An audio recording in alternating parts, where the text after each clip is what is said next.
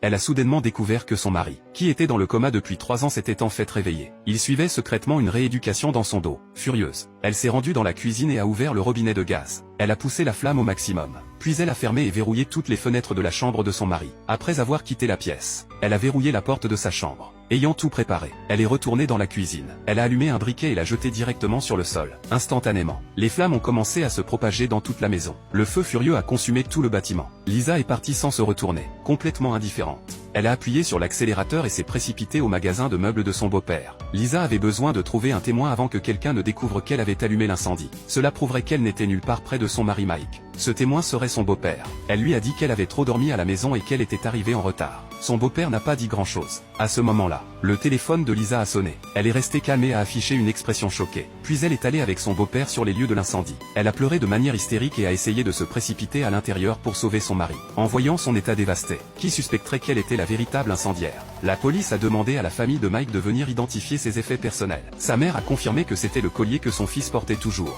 Après avoir enquêté sur les lieux, la police a soupçonné qu'une fuite de gaz pendant la cuisson avait provoqué l'incendie. Ils ont demandé à la femme si elle cuisinait avant de quitter la maison. Elle a admis qu'elle cuisinait avant de sortir. Mais elle a insisté sur le fait qu'elle avait fermé le robinet de gaz et la cuisinière avant de partir. Quand le mari a appris que sa femme était impliquée, il l'a accusée d'être la meurtrière de leur fils. La femme a désespérément expliqué qu'elle ne ferait jamais de mal à son fils. Lisa a également blâmé sa belle-mère, insistant sur le fait qu'elle avait tué Mike. Incapable de se défendre, la belle-mère s'est effondrée. Aux funérailles, la mère en deuil a pleuré de tout son cœur. Lisa a commencé sa propre performance. Juste au moment où Lisa pensait que son mari était sûrement mort cette fois, son mari était en fait toujours en vie. Le comportement sournois de Lisa dans la cuisine avait été repéré par Mike. Il a réalisé que Lisa préparait quelque chose contre lui. Alors il s'est précipité dans sa chambre et a fabriqué un mannequin qui lui ressemblait exactement. Il l'a mis sur le lit, et a placé le collier que Lisa lui avait offert autour de son cou. Après avoir tout préparé, il a dû sortir rapidement de la pièce. Dès qu'il est sorti, il a vu Lisa se diriger frénétiquement vers sa chambre. Et c'est ainsi que la scène d'ouverture s'est déroulée. Juste après le départ de Lisa, Mike s'est échappé par l'arrière de la maison. Il n'avait jamais imaginé que sa femme pouvait être si impitoyable. Dès que la situation de Mike a été réglée, Lisa n'a pas pu attendre pour réclamer tous les biens à son nom.